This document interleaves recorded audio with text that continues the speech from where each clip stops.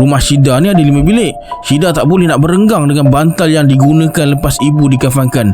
Syida suka bau kapur barus dekat bantal tu. Malam tu dalam pukul 2 lebih pagi, tiba-tiba Syida dengar bunyi pinggan mangkuk dekat dapur macam dikemas. Bilik Syida ni sebelah dapur, katil pula sebelah dinding. Jadi memang boleh dengar dengan jelas lah. Masa ibu hidup dulu, dia memang tak boleh tengok rumah bersepah. Laju je tangan dia nak mengemas.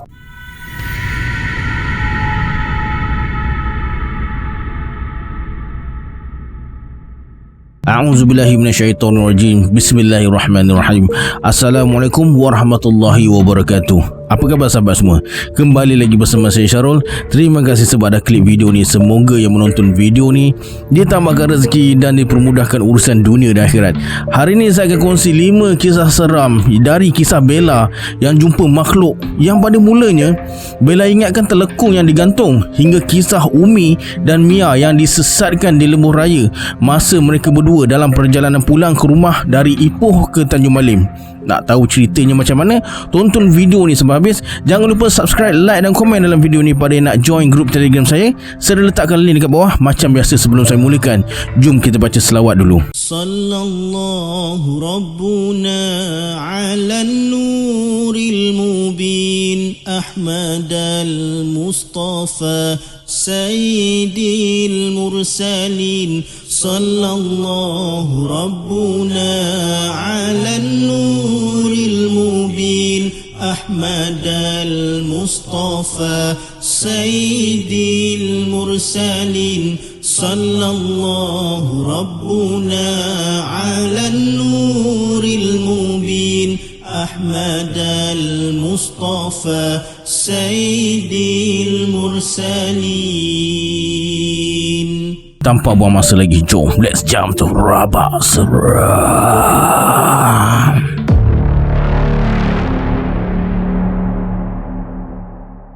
Tahun 2007, masa Bella tingkatan 1, dia masuk asrama penuh aliran agama di selatan tanah air. Masa minggu orientasi, Bella dapat seorang kakak angkat tingkatan 5, namanya Kak Ana. Asrama Bella ni ada 3 blok, X, Y dan Z. Kak Ana duduk blok Z tingkat 2, Bella blok Y tingkat 3. Masa hari last minggu orientasi tu, lepas habis bacaan surah pendinding lebih kurang pukul 11.30 malam, Kak Ana datang dom Bella, ajak lepak dekat dom dia. Masa tu kawan-kawan lain semua dah siap nak tidur, termasuk Bella ni lah. Tapi disebabkan Kak Ana dah datang jemput, Bella ikut je. Masa nak pergi dom Kak Ana ni, dia bawa Bella ikut jalan shortcut, jalan belakang. Gelap sikit jalan tu, lalu belakang tandas dan pondok yang ada kolah untuk berwuduk. Sampai dom Kak Ana, mereka pun mula berborak. Borak punya borak, jam dah pukul 1 pagi. Bella minta izin nak balik dom. Mula-mula Kak Ana ajak tidur dengan dia, tapi Bella macam malu-malu. Yalah, baru kenal kan, jadi Bella nak balik juga dom dia. Nak akak hantar balik ke? Tanya Kak Ana. Bella cakap tak payah sebab terfikir ini sekolah agama, takkan ada hantu kot kan. Kak Ana pun mengalah lah, tapi dia pesan balik dom tu ikut jalan lagi satu, jangan ikut jalan belakang tadi sebab gelap. Kalau ikut laluan koridor ada lampu. Bella pun tak fikir apa-apa, dia pun balik ikut laluan koridor tu. Keluar dari dom Kak Ana, jam dah pukul 1.20 pagi. Sepanjang laluan tingkat bawah tu, semua pelajar dah tidur. Gelap je dom masing-masing. Hinggalah Bella sampai 2 dom dari tangga. Bella jeling ke pondok wuduk tu. Dia ternampak dekat pondok tu ada orang gantung telekung. Bella ni rabun tapi taklah teruk sangat. Dalam hati, lah siapa pula gantung telekung dekat sini? Kemudian Bella pergi dekat pondok wuduk tu nak perhati betul-betul. Siap kecikkan mata lagi nak tengok kenapa ada orang gantung telekung dekat situ. Kang hujan basah pula. Bila sampai dekat telekung tu, dalam jarak sedepa, Bella nampak ada muka dekat telekung tu. Mata dia pandang tepat ke arah Bella. Muka benda tu muka manusia tapi ada kesan merah-merah. Mata terjegir je macam tengah marah, pandang si Bella. Bella terus terkaku, kaki macam melekat dekat tanah. Benda tu pula pandang je Bella. Dalam 2-3 minit jugalah Bella terkaku. Bila kaki dapat bergerak, Bella terus berlari ke tangga, naik ke tingkat 3. Nasib baik pengawas dom tak kunci pintu dom lagi. Bella terus panjat atas katil, selubung dalam selimut. Pintu dom pun dia tak tutup. Bella pejam mata serapat-rapatnya dalam selimut. Jantung berdegup kencang. Fikiran nasyid terbayang je makhluk yang dinampak tadi. Bella terus baca ayat Quran perlahan-lahan sampai menangis ketakutan hingga dia terlelap keletihan. Esoknya Bella mula tenang sikit dan beranikan diri pergi ke tempat semalam. Sampai dekat sana, bukan telekung yang tergantung tapi batang mop yang disangkut. Bella terus beristighfar beberapa kali. Malam tadi dia memang betul dia nampak benda tu yang dia ingatkan telekung. Batang mop tu halus je, warna pun lain.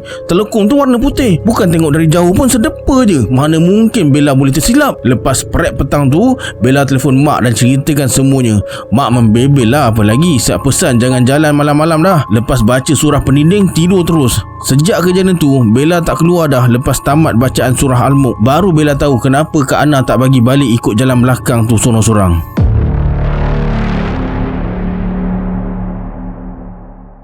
Sejak kecil lagi, Hani ada kelebihan boleh nampak makhluk gaib ni. Jadi dia dah biasa dengan keadaan tu. Kejadian ni berlaku tahun 2002. Tahun akhir, Hani lanjutkan pengajian dalam bidang master di sebuah IPTA di utara tanah air. Masa belajar dulu, Hani sewa bilik apartmen dekat universiti tu dan tinggal sorang-sorang. Tapi kadang-kadang ada jugalah rakan sekelas datang buat pembincangan dan siapkan tugasan. Memandangkan apartmen Hani ni bersebelahan dengan masjid universiti tersebut, jadi boleh dikatakan Hani banyak habiskan masa dari asar sampai isyak dekat masjid tu, baca Al-Quran dan solat berjemaah setiap hari kalau tak uzur. Dipendekkan cerita, masa tu cuti semester, keadaan universiti agak lengang dan sunyi. Hani buat keputusan tak nak balik kampung dan tinggal dekat universiti, nak siapkan projek akhir sebagai syarat untuk graduasi. Macam biasa, suatu petang Hani ke masjid nak solat asar hingga isyak berjemaah. Masa tu jemaah perempuan ada 4 orang je termasuk Hani. Lepas solat asar, mereka bersalaman dan kebetulan salah seorang jemaah tu kawan lama si Hani ni. Nama dia Hidayah. Waktu tu terasa seronok sangat jumpa kawan lama. Kemudian Hidayah tanya Hani, tinggal dekat mana? Hani cakap lah bilik nombor 4 dekat apartmen bawah sana. Hidayah seronok sangat bila tahu Hani tinggal dekat apartmen yang sama dengan dia. Hani pelik, kenapa dia tak pernah nampak Hidayah dekat apartmen tu sebelum ni? Tapi tak adalah Hani nak bertanya lebih lanjut. Kemudian mereka teruskan solat berjemaah sampai isyak. Hingga akhirnya tinggal mereka berdua je dekat ruang solat muslimah. Lepas solat isyak, seorang jemaah lelaki dekat bahagian bawah terus tutup suis lampu dekat bahagian atas. Ruangan solat muslimah dekat tingkat atas. Jadi Hani dengan Hidayah bergelaplah dekat atas sana. Hanya ada cahaya lampu kecil je sama-sama menerangi ruang solat. Tiba-tiba Hani mula rasa ada sesuatu yang tak kena dan ajak Hidayah pulang, memandangkan dia pun tinggal dekat apartmen yang sama. Tapi Hidayah menolak dan suruh Hani balik dulu. Lepas tu Hidayah terus bangun, ambil sejadah dan terus berjalan ke satu sudut yang lebih gelap. Hani pun apa lagi terus bangun dan tinggalkan Hidayah dalam masjid tu sorang-sorang. Sejak hari tu Hani dah tak pernah jumpa Hidayah lagi. Pernah jugalah Hani ketuk pintu apartmen Hidayah ni tapi tak berpenghuni. Hinggalah pada satu hari Hani terserempak dengan jiran sebelah rumah dia bernama Jijah. Jijah tanya, siapa roommate baru kau ni? Selalu aku nampak dia datang waktu malam lepas isyak. Lepas tu keluar balik tengah-tengah malam. Aku tak pernah nampak pun sebelum ni. Macam nak luruh jantung Hani masa tu. Mana taknya dia tak pernah ada roommate pun. Hani terdiam dan jawab, tak pastilah kak. Hani pun terus berlalu pergi. Persoalan Jijah tu macam telah merungkai beberapa kejadian misteri yang berlaku dalam apartmen Hani ni. Seperti lampu terbuka dan tertutup sendiri, pintu bilik diketuk dan dibuka sendiri, dan yang paling seram bila TV on sendiri depan dia dan kawan-kawan yang lain. Nasib baik tak ada gangguan yang lebih daripada tu. Bila difikirkan, mungkin Hidayah yang Hani jumpa tu adalah jelmaan jin dan tak ada niat nak mengganggu. Mungkin dia datang ke apartmen sebab Hani pernah jemput dulu. Wallahu a'lam.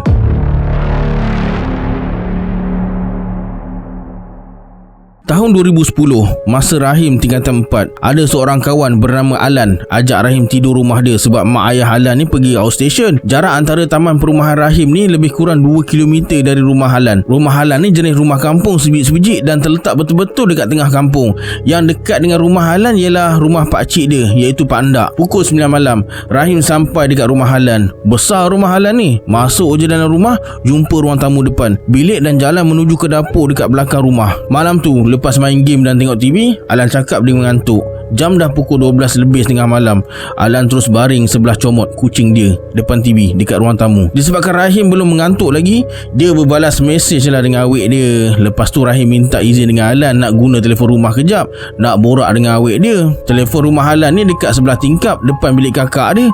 Tingkap tu pula kalau kita selak langsir terus boleh nampak kawasan luar rumah. Lepas setengah jam berborak tu, Rahim terdengar bunyi cakaran dekat tingkap. Krek, krek, krek. Masa tu Rahim buat tak tahu lagi sebab dia ingatkan comot yang cakar. Bunyi cakaran tu adalah dekat 10 minit. Lepas berhenti je bunyi cakaran tu, terdengar pintu rumah diketuk 2 kali. Tak, tak. Rahim pun terus bangun dengan semangatnya nak tengok siapa yang ketuk. Bila Rahim buka pintu, Tak ada sesiapa dekat depan rumah. Rahim terus tutup pintu balik dan berjalan ke telefon semula nak borak dengan awek dia. Dan masa tu Rahim masih tak peduli hantu ke orang ke sebab tengah syok bercinta. Tak lama kemudian terdengar lagi bunyi cakaran. Krek krek. Rahim biarkan je bunyi tu. Lama pula dia berbunyi. Rahim terus cakap, "Comot nak masuk rumah ke?" Mai masuk." Lepas je Rahim cakap macam tu, pintu rumah diketuk 3 kali. Tak. Rahim terus buka pintu dan berdiri lama dekat depan pintu rumah tu. Suasana sunyi je, senyap je, tak ada sesiapa. Rahim pun tutup pintu rumah semula. Masa dia berjalan nak ke telefon, Rahim nampak Comot elok je tengah tidur sebelah sialan ni. Rahim pergi dekat Comot dan belai sebab nak pastikan Comot ni betul-betul kucing. Lepas tu dia sambung berborak semula. Tapi dalam kepala ni ligat fikir, Alan ada seekor je kucing. Nak kata kucing jiran, rumah sebiji-sebiji dekat sini. Tiba-tiba terdengar bunyi cakaran lagi. Krek krek. Cepat-cepat Rahim berlari ke ruang tamu nak tengok Comot. Comot tengah tidur sebelah Alan. Lepas tu Rahim ke telefon semula.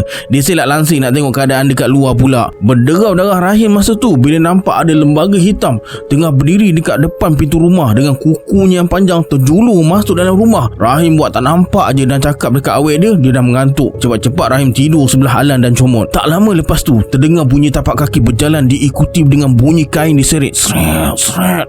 Dalam keadaan menggeletar, Rahim baca ayat kursi. Lagi dekat bunyi tu, lagi kuat Rahim baca. Lepas tu keadaan jadi sunyi, senyap je. Selang 15 minit kemudian Rahim kejut Alan. Tapi si Alan ni tidur mati agaknya. Puas Rahim gerak-gerak badan dia, tak bangun-bangun juga. Rahim bisik dekat telinga Alan, ada orang ketuk pintu rumah. Tiba-tiba pintu rumah diketuk. Tok tok tok. Macam nak luruh jantung Rahim sebab baru je dia bisik dekat telinga Alan. Rahim terus diamkan diri. Jarak pintu dengan tempat Rahim tidur ni dalam 4-5 langkah je. Rahim senyap je sepanjang pintu tu diketuk. Lepas 10 minit bunyi tu senyap. Rahim beranikan diri pergi buka pintu sebab dia ingat Pak Ndak nak main-mainkan mereka. Rahim berdiri depan pintu. Dia terus bersuara, "Pak Ndak, tak rawak lah main ketuk-ketuk pintu macam ni. Pak Ndak, oh Pak Ndak." Keadaan senyap je, terdengar bunyi deru angin. Rahim terus rasa seram sejuk. Cepat-cepat Rahim undur ke belakang sambil tutup pintu. Bila pintu rumah dah nak tertutup, terdengar bunyi ketukan lagi diikuti suara makhluk tu. "Comot nak masuk." "Comot nak masuk." Rahim terus tutup pintu dengan kuat, gedegang dan berlari dekat Alan. Rahim pelik, kenapa nyenyak sangat si Alan ni tidur. Rahim terus baring sebelah Alan dan paksa untuk tidur juga. Esoknya Rahim bangun pukul 9 pagi tapi dia tak ceritakan kejadian semalam dekat Alan. Risau nanti Alan cakap Rahim sengaja nak takut-takutkan dia. Seminggu kemudian ada seorang kawan Rahim bernama Zul. Zul ni jenis keluar malam.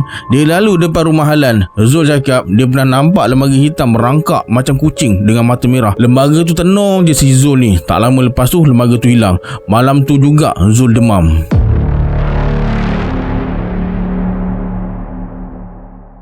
Kisah ni jadi lepas Abah ubah suai rumah pada tahun 2001. Syida, anak perempuan tunggal daripada 4 orang adik-beradik. Jadi memang dia akan tidur seorang lah dalam rumah tu. Lepas Abah ubah suai rumah, Syida duduk asrama pula. Balik cuma sebulan sekali. Masa balik tu Syida kena. Satu malam masa tengah tidur, Syida dengar bunyi orang macam nak hidupkan lighter dekat telinga dia. Cik cik cik cik cik. Mula-mula Syida ingatkan mimpi, tapi makin lama makin kuat pula bunyi dia.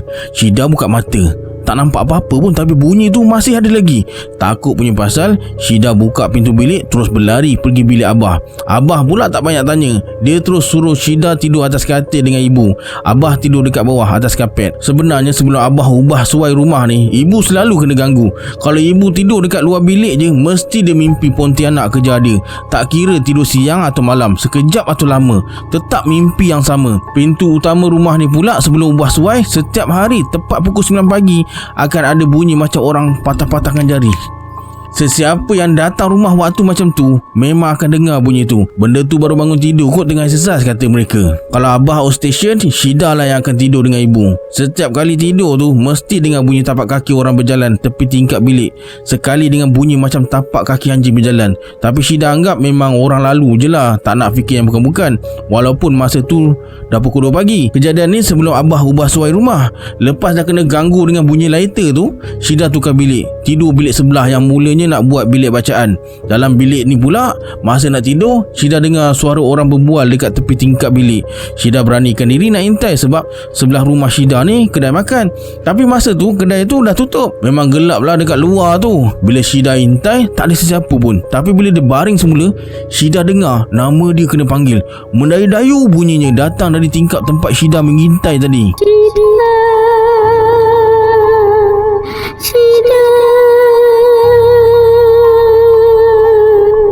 Syida terus bangun, lari ke bilik Abah. Kali ketiga kena. Syida dah pindah bilik lagi. Kali ni bilik dia menghadap bilik Abah. Masa nak solat subuh, bilik air dekat rumah tu ada dua. Satu dekat dapur, satu lagi dekat dalam bilik Abah. Mereka selalu solat berjemaah. Antara bilik Syida dan bilik Abah ni ada ruang untuk tengok TV. Abah tunggu mereka untuk berjemaah dekat ruang tamu bahagian depan rumah, sebelah ruangan TV ni. Masa Syida nak ke bilik air dekat dapur, dia nampak adik dah pergi dulu. Dapur dekat bahagian paling belakang. Rumah ni jenis memanjang. Syida jadi pelik sebab adik ni memang penakut. Boleh pula dia pergi tandas sorang-sorang. Gelap-gelap pula tu. Syida pun tunggu giliran dekat ruang TV tu. Kalau adik dah sudah nanti, dia mesti lalu depan ni untuk ke ruang tamu dekat depan. Tengah tunggu tu, tiba-tiba Abah marah sebab dia nampak Syida tak siap-siap lagi. Bila Syida bagi tahu dia tunggu adik siap, Abah kata Syida buat alasan sebab semua orang dah siap termasuk adik. Tinggal tunggu Syida seorang je. Syida beria bagi tahu dia nampak adik menghala ke bilik air dapur tu. Semua orang tak percaya sebab adik memang takkan pergi kalau tempat tu gelap. Cerita tu berakhir macam tu je dekat situ. Tahun 2005, ibu meninggal. Syida jadi macam tertekan sikit. Ibu kemalangan dan meninggal dekat tempat kejadian. Masa tu Syida dekat Kedah. Baru seminggu daftar universiti. Keluarga semua dekat Johor. Malam lepas ibu dikebumikan tu, Syida tak nak tidur dengan sesiapa pun. Nenek nak tidur dengan Syida, tapi Syida lari pindah bilik. Rumah Syida ni ada 5 bilik. Syida tak boleh nak berenggang dengan bantal yang digunakan lepas ibu dikafankan. Syida suka bau kapur barus dekat bantal tu. Malam tu dalam pukul 2 lebih pagi, tiba-tiba Syida dengar bunyi pinggan mangkuk dekat dapur macam dikemas. Bilik Syida ni sebelah dapur, katil pula sebelah dinding. Jadi memang boleh dengar dengan jelas lah. Masa ibu hidup dulu, dia memang tak boleh tengok rumah bersepah. Laju je tangan dia nak mengemas. Masa tu nak telefon atau mesej Abah, kredit tak ada, tinggal 1 sen je. Syida pakai telefon Nokia 3310 masa tu. WhatsApp pun belum wujud lagi. Nak keluar bilik, takut kalau terserempak dengan benda tu. Akhirnya Syida duduk diam je dalam bilik tu. Tapi benda tu tak berhenti lagi, masih mengemas.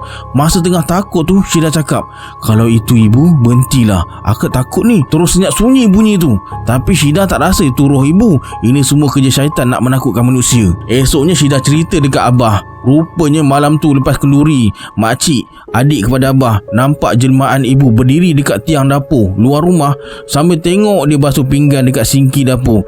Jelmaan ibu tu tengok je, tak buat apa-apa pun. Kakak ipar pula cerita masa dia tengah tidur dalam bilik, katil dia kena gegar, bergoyang-goyang katil dia. Terus dia bangun, tidur dengan nenek. Sebenarnya arwah ibu tak berapa berkenan sangat dengan kakak ipar ni, tapi dah jodoh kan, kahwin jugalah dengan Along. Lepas 2 tahun ibu meninggal, Abah kahwin seorang lagi. Seminggu lepas kenduri, Abah pergi honeymoon. Tinggallah Syida adik-beradik dekat rumah. Masa ni Along dengan kakak ipar ada. Malam tu, masa tengah tengok TV dengan adik bongsu. Masa ni umur adik 7 tahun. Tiba-tiba kereta kontrol adik berbunyi macam orang tengah main. Kereta tu dekat meja belajar, sebelah meja TV. Kedudukan kereta tu menghadap ke dinding meja belajar tu. Bila kereta tu hidup, kereta tu tak boleh bergerak ke depan sebab dah langgar dinding meja. Yang bergerak cuma tayar je lah. Sampai berasap tayar tu.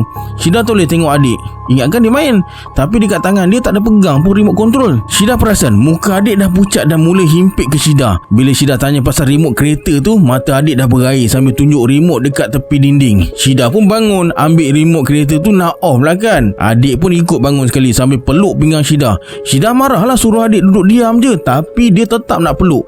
Bila Syida ambil remote tu, dia jadi pelik sebab remote tu off. Tapi macam mana kereta tu boleh hidup? Dan tayar kereta tu masih berpusing dan berasap lagi. Masa Syida nak pergi ke kereta kontrol tu, adik tarik tangan Syida dan tunjuk dekat plug. Syida nampak bateri kereta kontrol tu tengah dicas. Maknanya tak ada bateri dalam kereta kontrol tu. Cepat-cepat Syida tarik tangan adik bawa ke bilik Along. Syida ketuk pintu macam nak roboh. Rupanya Along tengah bersiap nak keluar dengan isteri dia. Bila Syida bagi tahu pasal kereta tu, Along boleh gelak je, tapi dia ambil jugalah remote dan cuba hidupkan. Masa ni tayar kereta tu dah tak bergerak dah. Along tunjuk dekat Syida bateri kereta tu mana ada, macam mana nak on. Along cakap Syida berangan je. Lepas tu dia terus keluar, tinggalkan Syida dengan adik dekat rumah. Bila Along tutup je pintu rumah, tayar kereta tu bergerak semula. Berlari Syida sambil heret tangan adik pergi pergi dekat rumah nenek dekat belakang. Tidur situ terus. Esok pagi baru balik rumah. Bila periksa meja belajar tu, tak ada pula kesan tayar. Padahal sampai berasap-rasap tayar tu malam tadi. Sejak kejadian tu, adik terus simpan kereta tu, tak nak main dah.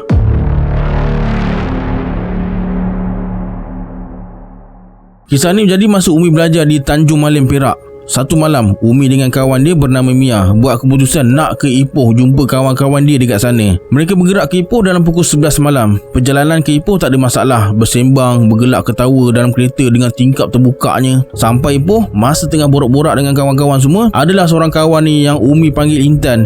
Dia suka ambil gambar. Yelah, bukan senang nak jumpa. Snap sana, snap sini.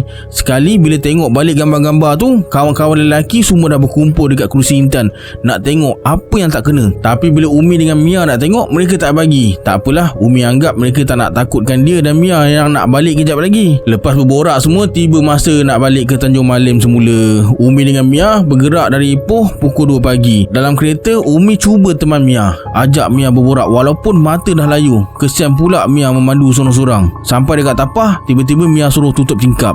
Umi yang dah mengantuk ni pun tutup je lah tanpa fikir apa-apa.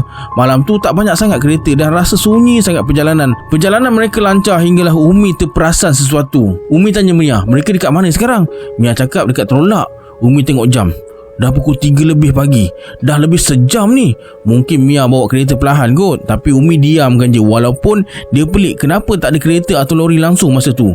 Pelik lah kan, dekat highway tak ada langsung nampak lori dekat kedua-dua belah arah. Sambil berborak dengan Mia dalam kereta, mata Umi mula melilau. Kejap pandang depan, kejap pandang laluan sebelah, kejap pandang belakang. Yelah, nak tengok kot-kot ada lori sebiji dua, dah rasa lega dah. Masa Umi tengah pandang belakang nak tengok kot-kot ada lori ke, Mia tegur, kenapa pandang belakang? Umi cakap tak ada apa. Lepas tu Mia fokus memandu. Umi tengok jam dah pukul 4.30 pagi. Dah 2 jam perjalanan mereka daripada Ipoh dan lebih sejam mereka lepas tol Terolak. Tapi tak sampai-sampai lagi Slim River. Hinggalah sampai dekat satu seleko, Umi nampak ada sebuah kereta rosak tepi jalan. Ada orang dekat dalam kereta tu. Umi tak pasti Mia nampak ke tak sebab Umi tengok Mia fokus memandu je.